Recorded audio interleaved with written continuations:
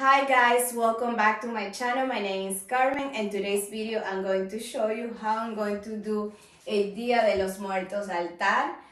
This is a beautiful Mexican tradition that I want to incorporate to my family too. Many of you have watched the movie Coco, and that's how I found out how in the Mexican culture they celebrate Dia de los Muertos, making an altar, and they put their favorite food, drinks, water. It's a beautiful tradition, and I'm going to show you how I'm going to do my Dia de los Muertos altar, or the Day of the Dead in English. But let me show you what I'm going to do, okay?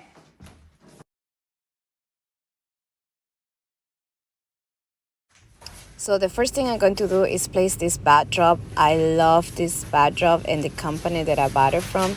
The quality is super good. So I'm going to share the link for the backdrop under the description box if you guys want to check it out later.